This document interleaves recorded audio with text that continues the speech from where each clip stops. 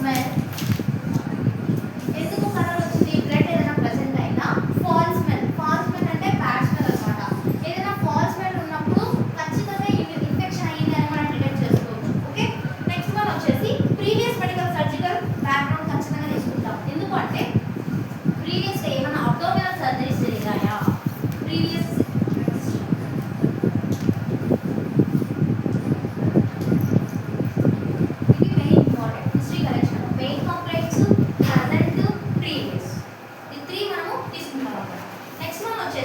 Sexual background గురించి కూడా మనము తీసుకుంటాం. ఎందుకంటే it is related to sexual transmitted disease. కాబట్టి సెక్షువల్ బ్యాక్గ్రౌండ్ గురించి అడుగుతాం. ఎందుకు ఇక్కడ అడుగుతున్నాము అంటే ఫస్ట్ మనం అడగాల్సిన point married unmarried. Okay, married అయితే ఎక్స్ట్రా మ్యారీడ్ అఫైర్స్ ఏమైనా ఉన్నాయా, లేదా హస్బెండ్కి ఇలాంటి ప్రాబ్లమ్స్ ఏమైనా ఎస్టీడీ ప్రాబ్లమ్స్ ఉన్నాయా, ఇది మనం తీసుకుంటాం అన్నమాట. నెక్స్ట్ వన్ వచ్చేసి గైనకలాజికల్ ప్రాబ్లమ్స్. గైనకలాజికల్ ప్రాబ్లమ్స్ అంటే ఏంటి?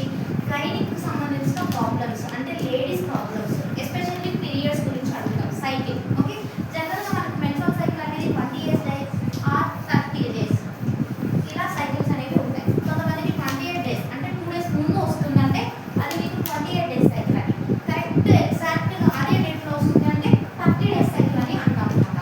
ఈ సైకిల్స్లో డిఫరెన్స్ అంటే కొంతమందికి ఏంటి అంటే మంత్లీ 2 times వస్తాయి పీరియడ్స్.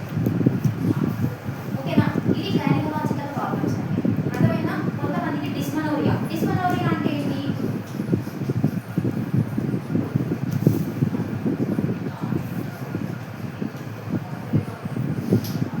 డిస్మెనోరియా అంటే ఏంటి అంటే pain during menstrual cycle. Okay, pain, severe abdominal pain రావడము, వజైనల్ పెయిన్ రావడము డ్యూరింగ్ మెన్సెస్లో, దీన్ని మనం డిస్మెనోరియా అంటాం. ఈ డిస్మెనోరియా కండిషన్స్ అనేవి కొంతమందికి మ్యారేజ్ తర్వాత క్లియర్ అయిపోతాయి, మ్యారేజ్ వరకు మాత్రమే ఉంటాయి. కొంతమందికి ఒక బేబీ బార్న్ అయ్యేంత వరకు ఉంటాయి, అంటే ప్రెగ్నెన్సీ వచ్చే వరకు కూడా, డెలివరీ అయ్యే వరకు కూడా కొంతమందికి కంటిన్యూ అవుతుంది. నెక్స్ట్ వన్ వచ్చేసి మెడికేషన్స్. మనం మెయిన్గా మెడికేషన్స్ అంటే ఎస్పెషల్లీ కొన్ని డ్రగ్స్ తీసుకోవడం వల్ల మన యూట్రస్ ప్రాబ్లమ్స్ అనేవి వస్తాయి. ఎగ్జాంపుల్ చెప్తున్నాను చూడండి. ఇప్పుడు menstrual cycle example 4th date అయింది, example last month. Okay, next మంత్కి 4th డేట్ కావాలి. At the same time occasion ఉంది ఏదన్నా అంటే అప్పుడు మనం ఏం చేయాలని చూస్తాం? అకేషన్కి కంపల్సరీ అటెండ్ అవ్వాలి అంటే పీరియడ్స్ని పోస్ట్ పోన్ చేస్తాం. అంటే ఈ పీరియడ్ 4th అకేషన్ ఉంది కాబట్టి 4th రాకుండా 5th కానీ 6th కానీ రావడానికి మనం ఇక్కడ పిల్స్ తీసుకుంటాం. అర్థమైనా? టాబ్లెట్స్ తీసుకుంటాం. ఈ టాబ్లెట్స్ ఏంటి అంటే మెన్స్ట్రువల్ సైకిల్ని పోస్ట్ పోన్ చేస్తాయి. Okay, example medicine.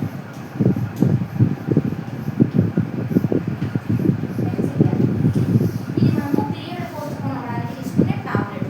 ఇది తీసుకున్నప్పుడు మనకు కొన్ని ఈ డ్రగ్స్ అనేది హార్మోన్స్ మీద ఎఫెక్ట్ చూపిస్తాయి. ఓకే, మనకు మెయిన్గా మెన్స్ట్రువల్ సైకిల్ రావడానికి 2 హార్మోన్స్ ఉన్నాయి కదా, ఈస్ట్రోజన్, ప్రొజెస్ట్రాన్. సో ఈస్ట్రోజన్ అనేది పీరియడ్స్ రావడానికి హెల్ప్ చేస్తే ప్రొజెస్ట్రాన్ అనేది ప్రెగ్నెన్సీని క్యారీ చేయడానికి హెల్ప్ చేస్తుంది. అంటే పీరియడ్స్ కొంచెం లేట్ అవ్వడానికి ప్రొజెస్ట్రాన్ హెల్ప్ అవుతుంది. ఇక్కడ మనకి ప్రొజెస్ట్రాన్కి సంబంధించిన టాబ్లెటే మెన్సిన్. ఇది ఏం చేస్తుంది? నాన్ స్టెరాయిడ్ అనేసి హార్మోనల్ టాబ్లెట్ అన్నమాట. ఇది ఏం చేస్తుంది అంటే మనకి ఈ మెన్స్ట్రువల్ సైకిల్ని పోస్ట్ పోన్ చేస్తుంది 1 or 2 days. 1 టాబ్లెట్ 1 day మాత్రమే పనిచేస్తుంది, 24 hours మాత్రమే. ఎగ్జాంపుల్ చెప్తున్నా, ఈ రోజు 4th డేట్ అనుకోండి, 3rd నైటే మనం టాబ్లెట్ తీసేసుకోవాలి, లేదా 3rd ఆఫ్టర్నూన్ తీసేసుకోవాలి. అలా మనం 3rd డేట్ ఏ టైంలో అయితే ఒకవేళ 5 PM తీసుకున్నాం అనుకోండి, అప్ టు 4 to 5 PM వరకు మనకు నో ప్రాబ్లం. 24 hours వరకు ఖచ్చితంగా పీరియడ్ రాదు, ఆ టాబ్లెట్ కంట్రోల్ చేస్తుంది. సో ఇలా మనము చేస్తాం అన్నమాట. ఈ టాబ్లెట్ తీసుకోవడం వల్ల జస్ట్ అప్పుడు మాత్రమే మనకి అకేషన్ అటెండ్ అవ్వడానికి మాత్రమే యూజ్ అవుతుంది. తర్వాత దీనివల్ల మనకి చాలా సైడ్ ఎఫెక్ట్స్ వస్తాయి. ఎలా అంటే ఈ మీకు 28 days 30 సైకిల్ అన్నాం కదా, మంత్లీ 2 times పీరియడ్స్ రావడం, పీరియడ్స్కి హెవీ బ్లీడింగ్ అవ్వడం. ఇప్పుడు జనరల్గా ఎన్ని డేస్ అవుతుంది? కొంతమందికి 3 days లేదా కొంతమందికి 5 days అవుతుంది. కానీ ఈ టాబ్లెట్స్ ఏం చేస్తాయి అంటే కొంతమందికి 7 days, కొంతమందికి 10 days అయ్యేలా ప్రోలాంగ్ చేస్తాయి. దీనివల్ల మనకు అనీమియా వస్తుంది. సో చాలా చాలా సైడ్ ఎఫెక్ట్స్ అనేవి ఉంటాయి. హార్మోనల్ టాబ్లెట్స్ ఎప్పుడు యూజ్ చేయకూడదు. Okay, next one family social background ఖచ్చితంగా తెలుసుకోవాలి. ఎందుకు ఫ్యామిలీ సోషల్ బ్యాక్గ్రౌండ్ అంటే ఇక్కడ ఎస్టీడీ డిసీజ్ మెయిన్గా ఎందుకు వస్తాయంటే ప్రాస్టిట్యూషన్ వల్ల వస్తాయి. ఓకే, ప్రాస్టిట్యూషన్ అంటే వ్యభిచారం. ఓకే, దానివల్ల ఎస్టీడీ డిసీజ్ ఎక్కువగా వస్తాయి. కాబట్టి ఖచ్చితంగా ఫ్యామిలీ బ్యాక్గ్రౌండ్ అనేది మనము తీసుకోవాలన్నమాట. నెక్స్ట్ ఇంకోటి ఏంటి అంటే ఇమ్యునైజేషన్ రికార్డ్ ఖచ్చితంగా తీసుకోవాలి. ఎందుకు అంటే ఇక్కడ మనము వ్యాక్సిన్ తీసుకుంటాం హెపటైటిస్, అవునా? హెపటైటిస్ బి ఎప్పుడు తీసుకుంటాము? 6th week after birth. From birth 6th week నుంచి మనం కంటిన్యూగా డోస్ 1, డోస్ 2, డోస్ 3, 3 డోసెస్ తీసుకుంటాం. ఓకే, ఖచ్చితంగా తీసుకోవాలి. ఇది మనకి ఎన్ని ఇయర్స్ ప్రొటెక్షన్ ఇస్తుంది అంటే అప్ టు 15 to 20 ఇయర్స్ వరకు ప్రొటెక్షన్ ఇస్తుంది హెపటైటిస్ బి వ్యాక్సిన్. ఓకే, మళ్ళీ మనం ఏం చేయాలి? మనం హాస్పిటల్ ఫీల్డ్కి వెళ్ళినప్పుడు మళ్ళీ 3 డోసెస్ తీసుకోవాలి. 20 ఇయర్స్ 21 ఇయర్స్ అలా ఉన్నప్పుడు మళ్ళీ మనము 0 డోస్ నుంచి 0, 1, 2 అంతవరకు డోస్ తీసుకోవాలి. ఎగ్జాంపుల్ ఈరోజు మీరు ఒక డోస్ తీసుకున్నారంటే హెపటైటిస్ బి వ్యాక్సిన్, తర్వాత మళ్ళీ ఖచ్చితంగా 1 మంత్ ఒక డోసు, 2 మంత్ ఒక డోసు, తర్వాత 3 మంత్స్ తర్వాత ఒక డోసు తీసుకోవాలి. 3 మంత్స్ గ్యాప్ ఇచ్చాము అట్లా తీసుకోవాలి. ఈ లాస్ట్ తీసుకునేది మనకి బూస్టర్ డోస్ అవుతుంది. Okay, next physical examination. ఇప్పుడు మనం ఫిజికల్ హిస్టరీ కరెక్షన్ అయిపోయింది కదా. మేము ఫ్యామిలీ బ్యాక్గ్రౌండ్ అడిగాము, మెన్స్ట్రువల్ సైకిల్ గైనకలాజికల్ ప్రాబ్లమ్స్ అడిగాము, ప్రీవియస్ హిస్టరీ అంటే ప్రజెంట్ హిస్టరీ అన్నీ తీసుకున్నాం.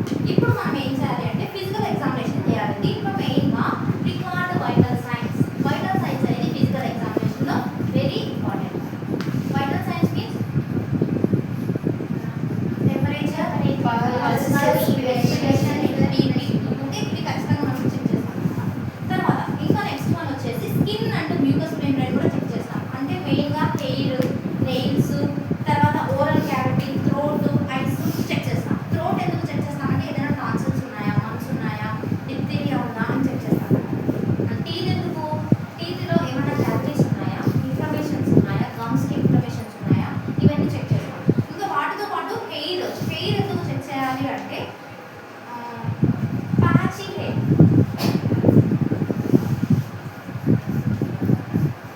హెచ్ఐవి ఉన్న వాళ్ళకి ప్యాచీ హెయిర్ అనేది ఉంటుంది.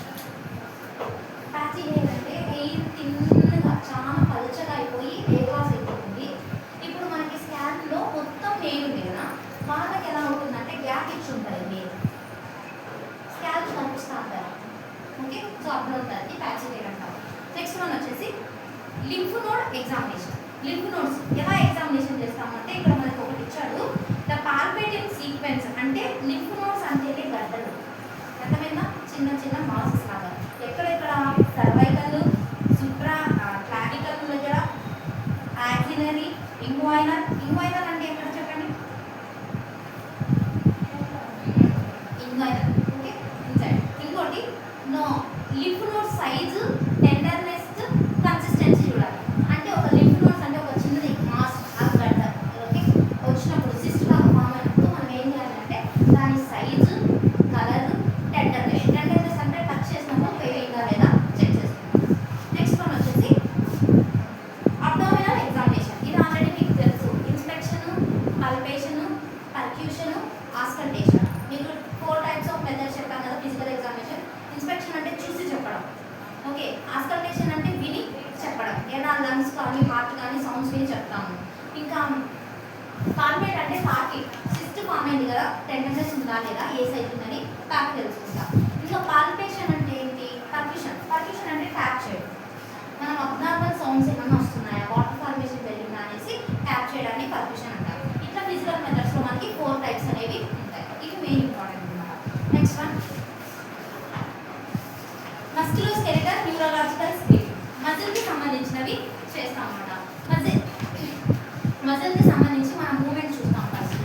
అంటే ఇప్పుడు ఎగ్జాంపుల్ మనకు ఆల్రెడీ అనాటమీలో చూస్తాం flexion, extension, okay, abduction, addiction. So ఇవన్నీ వాళ్ళతో చేయించి ఫిజికల్ ఎగ్జామినేషన్ మజిల్ యొక్క యాక్షన్స్ చూస్తాం అన్నమాట. తర్వాత స్పెసిఫిక్ కలెక్షన్ అంటే పర్టికులర్గా మనకు ఫీమేల్స్ అయితే మనము నాట్ అని టెస్ట్ చేస్తాం. అంటే వజైనా నుంచి ఫీమేల్స్కి అయితే వజైనా టెస్ట్ చేస్తాం. ఓకే, అదే ఇంకా యూరిన్ మేల్స్కి అయితే యురెత్రా నుంచి. ఎందుకు? ఫీమేల్స్కి 2 holes ఉంటాయి. Okay, urethra, వజైనా. అవునా కదా? మర్చిపోయినా. 1 యురెత్రా, 1 వజైనా. ఓకే, ఇప్పుడు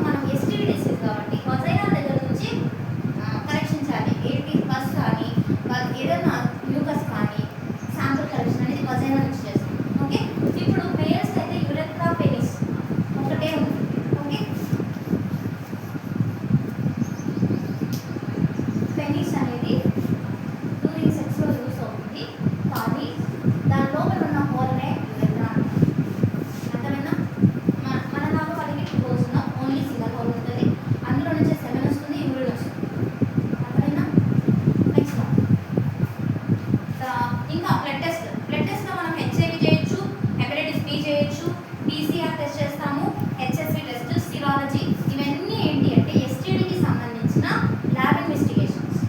ఓకేనా, ఇవన్నీ చేస్తాం. తర్వాత డాక్యుమెంట్ అంటే ఏంటి, మనం చేసిన దాన్ని మొత్తం మెన్షన్ చేయడం, లేదా రిపోర్ట్గా రాసుకోవడం, రికార్డ్ చేయడాన్ని మనం ఏమంటాం, డాక్యుమెంటేషన్ అంటాం. ఓకే, ఇప్పుడు వరకు మనం చేసింది, మనం హిస్టరీ కలెక్షన్ రాసుకోవాలి, ఫిజికల్ ఎగ్జామినేషన్ చేసింది రాసుకోవాలి, వైటల్ సైన్స్లో ఏమేమి చెక్ చేసింది, డయాగ్నోస్టిక్ రిపోర్ట్స్ ఏమేమి చేసింది కూడా మొత్తం డాక్యుమెంటేషన్ చేసుకోవాలి.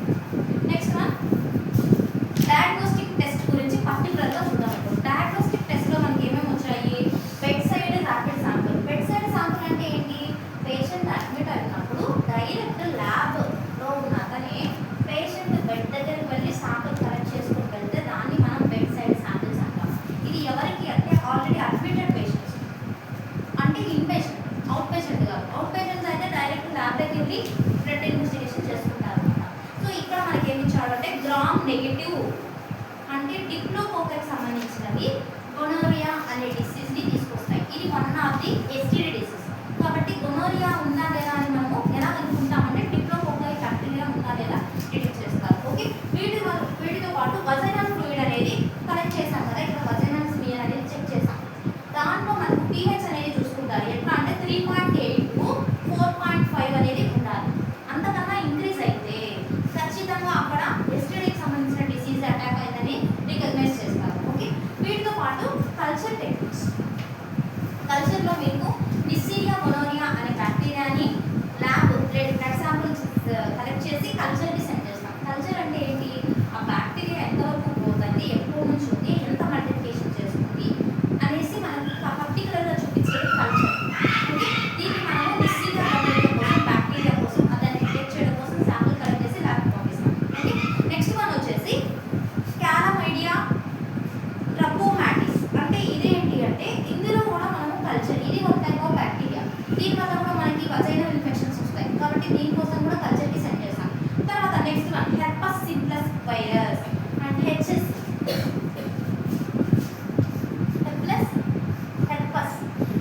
అంటే STD disease. Okay, herpes simplex వైరస్ని డిటెక్ట్ చేయడం కోసం కల్చర్కి సెండ్ చేస్తాం. తర్వాత the nucleic acid amplification test. ఇందాక చెప్పాం కదా NAAT. సో మనం NAAT కోసమే వజైనల్ స్మియర్ కలెక్ట్ చేసాం, వేల్స్కి పెనిస్ నుంచి కలెక్ట్ చేసాం. చాలా అర్థమైందా? సో దీంట్లో NAAT means nucleic acid amplification test. దీంట్లో మేల్ స్పెసిమెన్లో first void of urine, voiding అంటే passing of the urine. First voiding అంటే ఏంటి, అర్లీ మార్నింగ్ లేవగానే ఫస్ట్ యూరిన్ పాస్ చేస్తారు కదా, దాన్ని కలెక్ట్ చేసుకుంటాం మేల్స్ నుంచి. ఓకే, ఎందుకు, నాట్ కోసం. ఓకే, తర్వాత ఫీమేల్స్కి ఎప్పుడు కలెక్ట్ చేస్తాము అంటే సర్వైక్స్ నుంచి యూరిన్ కలెక్షన్ అనేది చేస్తాం. అంటే సెల్ఫ్గా వాళ్ళని కలెక్ట్ చేయమని చెప్తాం. ఇది వీళ్ళకైతే ఖచ్చితంగా మనకి మార్నింగ్, ఆఫ్టర్నూన్, ఈవినింగ్ అనేసి ఏం లేదు, అంటే ఫస్ట్ శాంపుల్ అని ఏం లేదు. ఎందుకు, మనకి యూరిన్ వచ్చేది ఫీమేల్స్కి యూరెథ్రా నుంచి, నాట్ వజైనల్. నెక్స్ట్ బట్ మేల్స్కి అయితే పెనిస్ నుంచి యూరిన్ వస్తుంది 7. కాబట్టి 7 ఎప్పుడైనా కంటామినేట్ అవ్వదు యూరిన్. కాబట్టి ఫస్ట్ వాయిడింగ్ని మనము కలెక్ట్ చేసుకోవాలి. Okay, next one serological test. సిరాలజీకి సంబంధించినవి హెచ్ఐవి, ఎస్టీడీ, ఎయిడ్స్, ఇవన్నీ సిరాలజికల్ టెస్ట్. VDRL ఇవన్నీ వస్తాయి అన్నమాట. తర్వాత మాలిక్యులర్ స్పెషలైజ్డ్ టెస్ట్. దీంట్లో PCR అంటే పాలిమర్ చైన్ రియాక్షన్, ఈ టెస్ట్ చేస్తాము. ఇంకా DNA టెస్ట్ చేస్తాము, వైరల్ టెస్ట్ చేస్తాము, రెసిస్టెన్స్ టెస్ట్ అనేది చేస్తాము. ఈ 4 మాలిక్యూల్కి సంబంధించినవి. అంటే ఏదైనా మాలిక్యూల్స్ ఫామ్ అయితే, అంటే ఒకటి ఎంటర్ అయ్యి మాలిక్యూల్గా అంటే ఒక గడ్డగా ఫామ్ అయిపోతే, అంటే ఎగ్జాంపుల్ ఒకటి ఫామ్ అయిపోయి 10 ఒక సెల్ 10 సెల్స్ని ఏర్పడుతుంది, దాన్ని మాలిక్యూల్ అంటాం. ఓకే, సో అట్లా వీటిని డిటెక్ట్ చేయడానికి వస్తాం.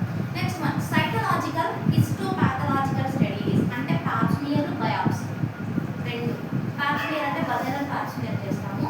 బయాప్సీ అంటే కొంచెం టిష్యూ, పీస్ ఆఫ్ టిష్యూని కలెక్ట్ చేసి దాన్ని ల్యాబ్కి సబ్మిట్ చేస్తే అది biopsy. Okay, next one the imaging supporting. Image అంటే ఏంటి, ఫోటోగ్రాఫ్ లాగా ఉండేది. ఎగ్జాంపుల్ అల్ట్రా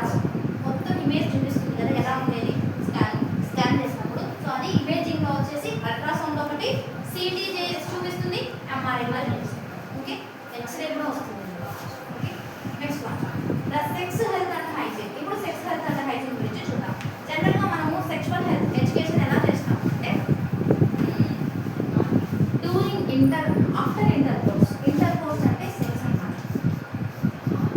ఇంటర్ కోర్స్ అన్నా ఫైటస్ అన్నా మెడికల్ వర్డ్స్లో సెక్స్ అని meaning. ఓకే, ఇది బయట వాళ్ళకి అర్థం కాకుండా డాక్టర్స్ ఈ వర్డ్స్ని యూజ్ చేస్తూ ఉంటారు. ఓకే, ఫైటస్ ఇంటర్ కోర్స్ రెండింటిని మనం సెక్స్ అని అంటాం. After intercourse after fetus first మనం వజైనాని ప్రాపర్గా క్లీన్ చేసుకోవాలి. ఎప్పుడైతే వజైనల్ క్లీన్నెస్ మెయింటైన్ చేసుకోరో వాళ్ళకి ఎస్టీడీ డిసీజ్ వచ్చే ఛాన్స్ ఉంటుంది. ఎందుకంటే ఇప్పుడు సెక్సువల్ డిసీజే వాటిలో బ్యాక్టీరియా ఎంటర్ అయిపోయి ఇన్ఫెక్షన్ అనేది వస్తుంది. ప్రాపర్ హైజీన్ మెయింటైన్ చేసుకుంటే ఇలాంటి ఇన్ఫెక్షన్స్ మనకు రాకుండా ప్రివెంట్ చేయొచ్చు. ఓకే, అది first one. Second one, unknown పర్సన్తో సెక్స్ అనేది చేయకూడదు. అన్నోన్ పర్సన్, అన్నోన్ అంటే కొంతమంది అట్రాక్ట్ అయిపోయి ఉంటారు, లవ్ అఫేర్స్ పెట్టుకుంటారు, వాళ్ళ గురించి పూర్తిగా తెలియదు, వాళ్ళకి ఏం డిసీజెస్ ఉన్నాయో కూడా తెలియదు కదా. అది అన్నోన్ పర్సన్తో పార్టిసిపేట్ చేసినప్పుడు వాళ్ళ నుంచి మీకు వచ్చే ఛాన్స్ ఉందన్నమాట. So avoid illegal affairs. Okay, next one, కొంతమంది ఒక్కరే పర్సన్ ఎక్కువ మందితో అఫైర్ పెట్టుకుంటారు. ఓకే, ఎందుకంటే అక్కడ ఒక వైరస్ అనేది ఎంటర్ అవుతుంది. ఒకరిలో ఉండేది ఒకరిలో కావడం వల్ల కూడా అది ఇన్ఫెక్షన్ అవుతుంది. అంటే పర్టికులర్గా హెర్పస్ అని కాదు. ఓకే, ఈ సెమెన్లో కొన్ని టైప్స్ ఆఫ్ బ్యాక్టీరియాస్ ఉంటాయి, కొన్ని వైరస్ కూడా ఉంటాయి. ఒకరితో కాకుండా ఎక్కువ మందితో వైరస్ చేసినప్పుడు ఆ వైరసెస్ అన్నీ మిక్స్ అయిపోయి ఎస్టీడీ డిసీజ్ని ప్రొడ్యూస్ చేసుకుంటాయి. వాళ్ళకి ఆ డిసీజ్ లేకున్నా కూడా వేరే ఒక్కొక్క పర్సన్ నుంచి ఒక్కొక్క వైరస్ వచ్చి క్రియేట్ చేసుకుంటారు. అర్థమైనా? సో అట్లా అన్నోన్ పర్సన్స్తో ఇలీగల్ అఫైర్స్ అసలు మెయింటైన్ చేయకూడదు. ఓకే, నెక్స్ట్ వన్ వచ్చేసి పర్సనల్ హైజీన్ మెయింటైన్ చేయాలి. ఎప్పుడు కూడా personal hygiene very very important. ఖచ్చితంగా మనము హ్యాండ్ వాష్ ప్రాపర్గా చేసుకోవాలి. తర్వాత నెక్స్ట్ వన్ వచ్చేసి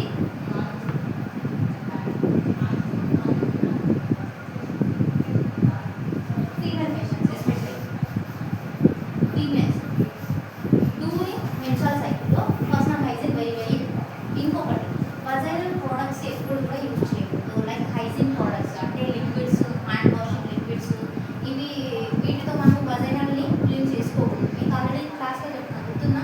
bad bacteria, good bacteria too ఉంటాయి. మనం అలాంటి హైజీన్ ప్రోడక్ట్స్ వజైనల్ దగ్గర యూజ్ చేసినప్పుడు వజైనల్ దగ్గర ఉన్న గుడ్ బ్యాక్టీరియా కూడా కిల్ అవుతుంది. అంటే ఆ లిక్విడ్కి తెలియదు కదా ఏది గుడ్ బ్యాక్టీరియా ఏది బ్యాడ్ బ్యాక్టీరియా అని తెలియదు. ఆల్ బ్యాక్టీరియాస్ని కిల్ చేసేస్తారు. అవునా? సో దానివల్ల మనకి ఏంటి అంటే బ్యాడ్ బ్యాక్టీరియా ఈజీగా అటాక్ అవుతుంది. అది అటాక్ అయిపోయినప్పుడు ఫైట్ చేయడానికి గుడ్ బ్యాక్టీరియా ఆల్రెడీ కిల్ అయిపోయింది. అప్పుడు మనకి సోర్స్ ఏంటి? ఓన్లీ ఇన్ఫెక్షన్ అయింది. అర్థమైనా? సో అలాంటి మెయింటైన్ చేసుకోవాలి. నెక్స్ట్ వన్ వచ్చేసి ఇది పర్సనల్ క్లీన్నెస్. బాత్ రెగ్యులర్గా చేసుకోవాలి. నెక్స్ట్ హ్యాండ్ వాషింగ్ చేసుకోవాలి. మెన్స్ట్రువల్ సైకిల్ టైంలో పర్సనల్ అంటే ప్యాడ్స్ రెగ్యులర్గా చేంజ్ చేసుకోవడం, ఇలాంటివన్నీ మెయింటైన్ చేసుకోవాలి. Next one, safe sexual behaviour. అంటే ఎగ్జాంపుల్, అన్నోన్ పర్సన్తో సెక్స్ పార్టిసిపేట్ చేసేటప్పుడు కండోమ్స్ లాంటివి యూజ్ చేయాలి. Topics use protective methods like condoms. Okay, protective methods ఇంకా do not share the personal belongings. పర్సనల్వి కూడా షేర్ చేసుకోకూడదు. Like inners, okay, like coats, ఇలాంటివి అసలు షేర్ చేసుకోకూడదు. ఎవరితో షేర్ చేసుకోవాలి. నెక్స్ట్ వన్ వచ్చేసి మెన్స్ట్రువల్ రీప్రొడక్టివ్ హైజీన్. అంటే రీప్రొడక్టివ్లో మెన్స్ట్రువల్ సైకిల్ చేసేటప్పుడు మెన్స్ట్రువల్ సైకిల్లో మనం ఎలాంటి ప్రికాషన్స్ తీసుకోవాలి అంటే ప్యాడ్ రెగ్యులర్గా చేంజ్ చేసుకోవడం, వజైనల్ క్లీన్ చేసుకోవడం ఆఫ్టర్ వాషింగ్. ఓకే, తర్వాత నెక్స్ట్ మనం బాత్ రెగ్యులర్గా చేయడం, రెస్ట్ తీసుకోవడం, న్యూట్రిషన్ ఫుడ్ తీసుకోవడం ప్రాపర్గా, ఇలాంటివి. నెక్స్ట్ మనం వచ్చేసి post intercourse. Intercourse అంటే ఇందాక చెప్పాను కదా ఆఫ్టర్ ఇంటర్ కోర్స్, అవన్నీ post intercourse. Next one, the syndromic management of the sexual transmitted disease. First one is gonorrhoea. Okay, gonorrhoea ఏంటో చూద్దాం. The gonorrhoea is a STD disease caused by the Neisseria gonorrhoea bacteria. దేనివల్ల వస్తుంది? నిస్టీరియా gonorrhoea అనే bacteria వల్ల వస్తుంది అన్నమాట. Causes ఏంటి అంటే ఇది ఒక గ్రామ్ నెగటివ్ డిప్లోకోకల్ బ్యాక్టీరియా. ఓకే, డిప్లో అంటే ఏంటి? టూగా ఫామ్ అయిపోతూ ఉంటాయి. రెండు ఫామ్ అయిపోతూ ఇది దాన్ని మల్టిప్లికేషన్ చేసుకుంటూ ఉంటాయి. ఇది డిప్లోకోకస్ అనేది వస్తుంది. తర్వాత రూట్స్ ఆఫ్ ఇన్ఫెక్షన్. ఇది ఎలా వస్తుంది అంటే very rarely contaminated items, contaminated అయిపోయిన ఐటమ్స్ నుంచి మనకు స్ప్రెడ్ అయిపోవడం. ఓకే, లైక్ ఎగ్జాంపుల్ వచ్చేసి మీకు